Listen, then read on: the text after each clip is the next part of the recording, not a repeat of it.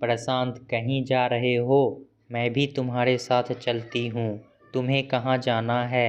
अरे हाँ, मैं वह बताना भूल गई। माँ की तबीयत ठीक नहीं है। उनका ब्लड प्रेशर हाई हो गया है और उनका डायबिटीज़ भी बढ़ गया है। मैं थोड़े दिन वहाँ रहने चली जाती हूँ ताकि माँ को थोड़े दिन संभाल पाऊँ। यहाँ बच्चों को अनन्या देख लेगी। माँ वहाँ अकेली है, मुझे जल्दी जाना होगा, रितिका ने पति प्रशांत से कहा। प्रशांत बोला, रितिका, तुम्हारी माँ की तबीयत आए दिन खराब रहने लगी है।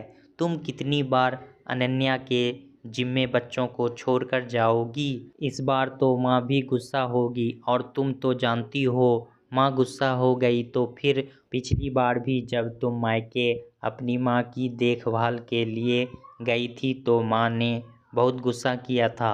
वे कह रही थी, अनन्या रितिका की देवरानी है, भला वह बार बार रितिका के बच्चों को क्यों संभालेगी? रितिका की माँ की अब उम्र हो चली है तो उनका बीमार रहना लाजमी है। इसका मतलब यह तो नहीं बहू बार बार उसकी माँ की देखभाल के लिए मायके चली जाए। रितिका की माँ को अपने लिए एक आया रख लेनी चाहिए जो उनकी देखभाल कर सके। यूं मुँह उठाए बार बार बेटी को बुलाना उन्हें शोभा नहीं देता।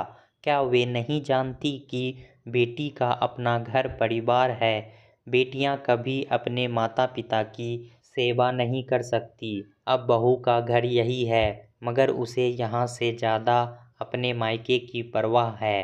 तुम्हारी वजह से घर में बवाल हो, मैं नहीं चाहता, और तुम्हारे जाने से मेरी दिनचर्या भी खराब होती है, सो अलग। रितिका बोली, प्रशांत, तुम तो जानते हो मैं अपने माँ पिता की इकलौती संतान हूँ। अगर ऐसे समय में मैं भी माँ के पास न जाऊँगी तो उनकी देखभाल कौन करेगा? कहते हुए रो पड़ी रितिका। रितिका अपने पिता रुपेश जी और माँ सुजाता जी की इकलौती संतान थी। रुपेश जी का हार्ट अटैक आने की वजह से अभी 6 महीने पहले निधन हो चुका था। रुपेश जी के जाने के बाद सुजाता जी अकेली रह गई थी। घर में रुपेश जी थे तो सुजाता जी की देखभाल कर लिया करते थे, मगर रुपेश जी के परलोक सिधारने के बाद 1 साल से सुजाता जी ज़्यादा बीमार रहने लगी थी। रितिका हर महीने मायके आती और माँ के पास 4-5 दिन गुजार कर जाती ताकि माँ की देखभाल भी कर सके और माँ का अकेलापन भी दूर कर सके। पिछले महीने जब रितिका मायके गई थी तो सुजाता जी रितिका से बोली, बेटा, तेरी सास कहीं तेरे बार बार मायके आने से नाराज़ ना हो जाए। तू मेरी वजह से परेशान मत हुआ कर और यूं हर महीने मायके मत आया कर। अब यह बची खुची जिंदगी ऐसे ही गुजर जाएगी। तेरा भी भरा पूरा परिवार है। तेरी ससुराल की जिम्मेदारियां मैं भली भांति जानती हूँ। तू मेरे पीछे वक्त ना जाया कर। रितिका बोली, माँ, ससुराल में जिम्मेदारियां हैं, इसका मतलब यह तो नहीं कि मैं मायके का फर्ज भूल जाऊं। आपने मुझे इतने सालों पाला पोसा, बड़ा किया, पढ़ाया लिखाया और इस काबिल बनाया कि आज मैं मेरा परिवार बखूबी संभाल पाती हूँ। आप मेरी जन्मदाता हो माँ, आप तो मेरे लिए सर्वोपरि हो, और अब जब बुढ़ापे में आपको मेरी ज़रूरत सबसे ज़्यादा है तब मैं अपने फ़र्ज से कैसे मुंह मोड़ सकती हूँ। सुजाता जी ने भी बेटी की जिद के आगे घुटने टेक दिए थे और वे भी भली भांति जानती थी कि अब इस उम्र में रितिका ही उनका सहारा है।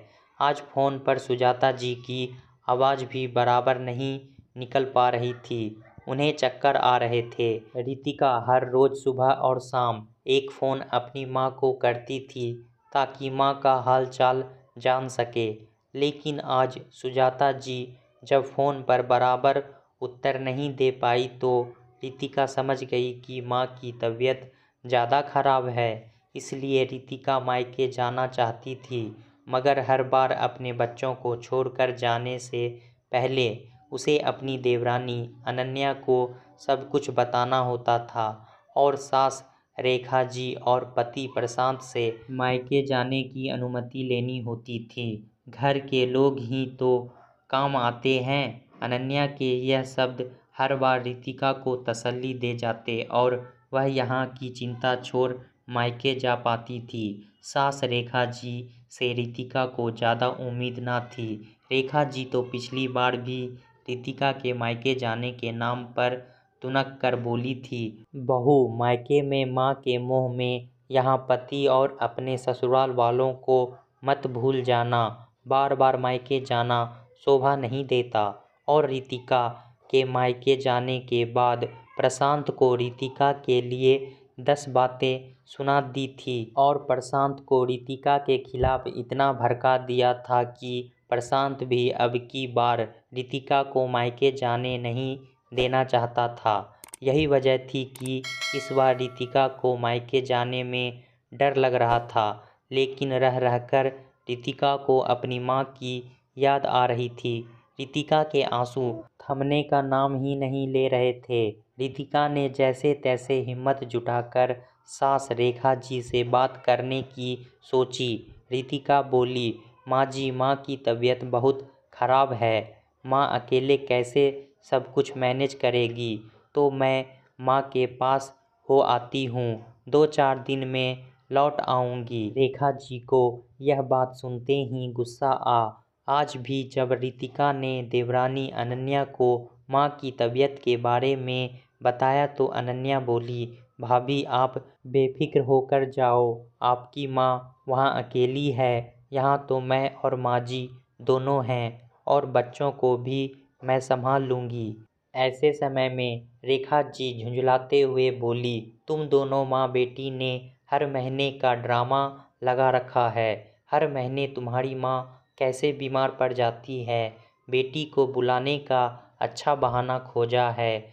हर महीने कहीं मायके जाकर आराम करने का यह नया तरीका तो नहीं ढूंढ लिया तुम माँ बेटी ने।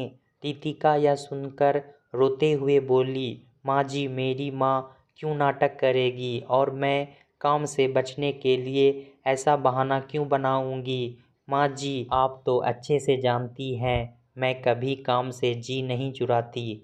आप एक काम बोलती हैं तो मैं 10 काम कर देती हूँ और मेरी माँ ने मुझे ऐसे संस्कार नहीं दिए कि मैं झूठ बोलकर काम से जी चुराऊं, मगर मेरी माँ को सचमुच मेरी ज़रूरत है। रेखा जी बोली, बहू यह रोने का ड्रामा तुम अपनी माँ के पास ही करो। हर बार यह मगरमच्छ के आंसू दिखाकर तुम मायके चली जाती हो। इस बार कान खोलकर सुन लो, तुम्हें मायके जाना है ना, तो अंतिम बार अनुमति देती हूँ, मगर अब अगली बार ना देने वाली, इसलिए इस बार ही सब काम निपटा कर आना। अगर तुम्हारी माँ इतनी ही बीमार रहती है तो उन्हें वृद्धाश्रम छोड़ दो, ताकि तुम्हारी हर महीने की समस्या खत्म हो जाए, क्योंकि यहाँ हर बार यह नाटक नहीं चलेगा। रितिका बोली, जी माँ जी, इस बार क्या करना है यह मैं देख लूँगी। रितिका ने जल्दी जल्दी अपना सामान और मायके चल दी। रितिका का मायका ससुराल से 2 घंटे की दूरी पर था। रास्ते में रितिका के कानों में रेखा जी का एक एक शब्द गूंज रहा था और वह सोचने लगी, कितना आसान है सासू माँ के लिए यह कहना कि अपनी माँ को वृद्धाश्रम छोड़ दो, मगर भला मेरे जिंदा होते हुए मेरी माँ वृद्धाश्रम क्यों जाएगी। मैं मेरी माँ को अपने साथ क्यों नहीं रख सकती। क्या बेटी का अपने माँ के प्रति कोई फर्ज नहीं। शादी हो गई तो मतलब वह मायका भूल जाए, माँ बाप को भूल जाए। उतने में बस कंडक्टर की आवाज़ रितिका के कानों में गूंजी। रितिका के मायके का शहर आ चुका था। जब रितिका मायके पहुंची तो देखा माँ सोई हुई थी, बिल्कुल निराश सी अकेली। रितिका बोली, माँ तुमने दवाई खाई। सुजाता जी को रितिका को देखकर जान में जान आ गई। सुजाता जी बोली, बेटा कब से राह देख रही थी तुम्हारी। रितिका बोली, हाँ माँ, मैं भी जल्दी ही आना चाहती थी, मगर आप तो जानती हैं ससुराल की जिम्मेदारियाँ ख़त्म ही नहीं होती। चलिए हम डॉक्टर के पास जाकर आते हैं। कहकर रितिका सुजाता जी को डॉक्टर के पास ले गई। डॉक्टर ने सारा चेकअप करने के बाद रितिका से कहा, सुजाता जी का अकेले रहना अब ठीक नहीं है। रितिका, इनका ब्लड प्रेशर इस बार इतना बढ़ गया था कि इन्हें पैरालिसिस का अटैक भी आ सकता था। तुम्हें इनका बहुत ध्यान रखना पड़ेगा। अब कोई भी एक इंसान इनके आसपास होना अति आवश्यक है ताकि वह इनका ध्यान रख सके। रितिका घर आकर मंदिर में बैठकर बोली, हे भगवान, यह कैसी परीक्षा ले रहा है तू? कैसे दो राहे पर आकर खड़ी हो गई हूँ मैं। एक तरफ ससुराल की बेरियां और दूसरी तरफ मेरी जन्मदाता मेरी माँ। मैं क्या करूँ? मुझे कुछ समझ में नहीं आ रहा है। एक तरफ रितिका के आगे प्रशांत और सास रेखा जी की कड़वी बातें थी और दूसरी तरफ जन्म देने वाली माँ। रितिका ने सोच लिया था उसे क्या करना है। अगर ऐसे हालातों में उसे किसी एक को चुनना पड़ा तो वह क्या करेगी। मायके आए रितिका को अभी 3 दिन हुए ही थे कि प्रशांत का फ़ोन आ गया। वह बोला, रितिका, तुम 3 दिन बोलकर गई थी और आज 3 दिन हो गए। तुम कब वापस आ रही हो? यहाँ माँ गुस्सा कर रही है। माँ कह रही थी इस बार तुम कोई बड़ा फैसला लेकर ही लौटोगी ताकि हम सभी को हर महीने की तकलीफ से छुटकारा मिले। रितिका बोली, प्रशांत, माँ का ब्लड प्रेशर इस बार बहुत बढ़ गया था। अब माँ को अकेला छोड़ना खतरे से खाली नहीं है, इसलिए मैंने फैसला, माँ को पता चला तो वे और गुस्सा हो जाएगी। रितिका बोली, प्रशांत, मुझे कोई फ़र्क नहीं पड़ता। माँ जी को जो बोलना है बोलने दो, मगर इस बार मेरा यह आखिरी फैसला है। रेखा जी बेटे का सारा वार्तालाप सुन चुकी थी। उन्होंने प्रशांत से फ़ोन मांगा। प्रशांत ने फ़ोन रेखा जी को पकड़ा दिया तो रेखा जी बोली, बहू, अपनी माँ को यहाँ लाना चाहती हो तुम जानती भी हो समाज क्या कहेगा। आज रितिका चुप रहने वाली नहीं थी। रितिका बोली, हाँ माँ जी, शादीशुदा बेटी मायके में अपनी माँ की सेवा करते शोभा नहीं देती। बेटी की उसके घर वाले बहुत प्यार दे ताकि उसे कभी मायके की याद ना सताए, मगर वे बेचारी कहाँ जानते हैं कि ससुराल वाले उनकी बेटी को पल पल का मोहताज बना देते हैं। मायके आने पर ही रोक टोक लगा देते हैं। ऐसे हक बहू की अपनी इच्छाएं भावनाएं सभी के परे बस उस पर अपनी इच्छाएं थोप देते हैं। चाहे बहू की इच्छा हो या ना हो, उन्हें कोई फ़र्क नहीं पड़ता है। उन्हें तो बस छाती ठोक कर हक जमाना आता है कि हम ससुराल वाले हैं लिए तुमको बहू बनाकर लाई थी ताकि आगे जाकर तुम मेरे बेटे को ही अकेला कर दो। रितिका बोली, जो पति मेरी माँ और उनकी माँ में फ़र्क समझता हो, ऐसे पति के साथ रहकर क्या फ़ायदा। जब एक बेटी बहू बनती है तो वह अपने फ़र्ज बखूबी निभाती है, मगर जब एक बेटा दामाद बनता है तो उसका क्या कोई फ़र्ज नहीं, सिर्फ अपनी माँ की हाँ में हाँ मिलाना। क्या यही बेटे का फ़र्ज होता है?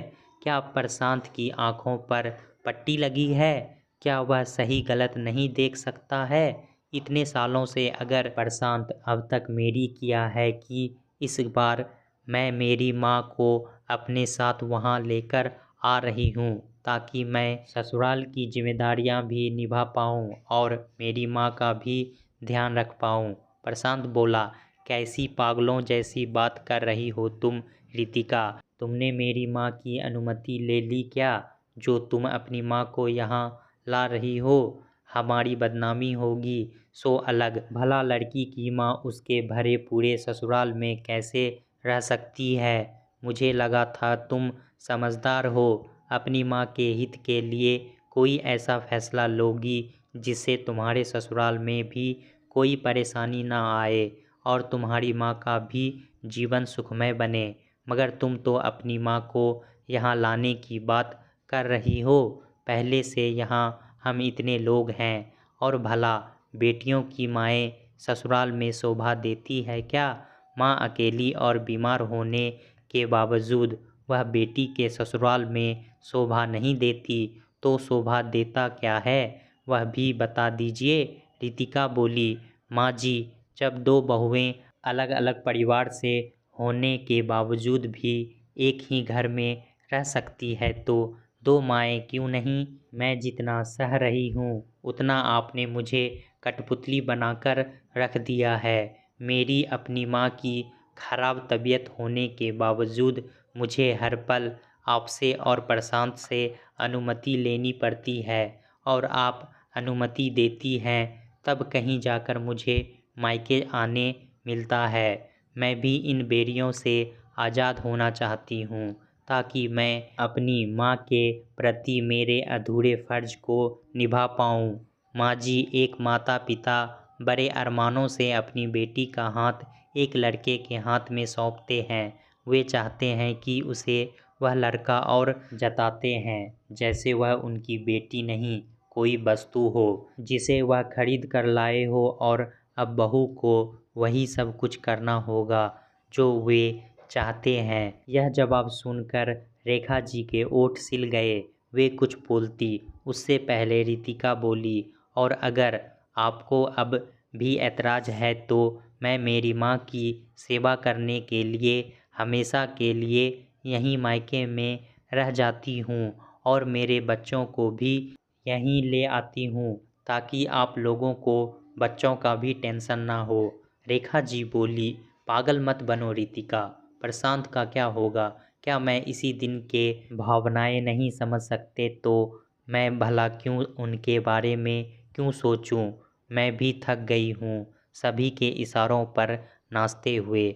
अब मुझसे यह सब और नहीं हो पाएगा।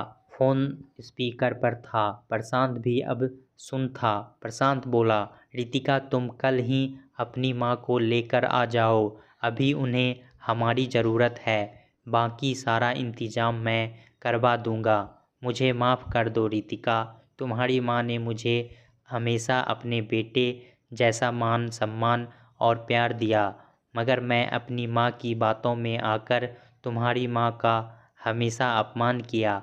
मगर मैं तुमसे वादा करता हूँ कि अब आगे से कभी ऐसा नहीं होगा। तुम्हारी माँ और मेरी माँ में कोई फ़र्क नहीं समझूंगा। रितिका दूसरे दिन अपनी माँ को लेकर अपने ससुराल पहुँची। वहाँ जाकर देखा तो प्रशांत ने बगल वाला कमरा माँ के रहने के लिए साफ करवा दिया था। रितिका को पहली बार आज खुशी हुई थी कि प्रशांत ने रितिका की माँ के लिए कुछ तो किया। रितिका माँ को कमरे में बैठाकर ससुराल की जिम्मेदारियों में लग गई, और माँ का भी समय समय पर आकर ध्यान रखने लगी। इतनी सुहानी सुबह थी वह जब रितिका अपने मायके के फ़र्ज और ससुराल की जिम्मेदारियां दोनों साथ में निभा पा रही थी। दोस्तों, औरतों पर ससुराल और मायके के दो परिवार की जिम्मेदारियां होती है, और दोनों परिवार की जिम्मेदारियां वे बखूबी निभाती है। पर ससुराल पक्ष से शिकायतें कभी ख़त्म नहीं होती। सारे समझौते मायके वालों को ही करने पड़ते हैं। शादी के बाद मायका इतना पराया हो जाता है। दोस्तों, कहानी कैसा लगा हमें कमेंट में ज़रूर बताएं। इसी तरह की पारिवारिक कहानी सुनने के लिए हमारे चैनल को सब्सक्राइब करना ना भूलें। धन्यवाद।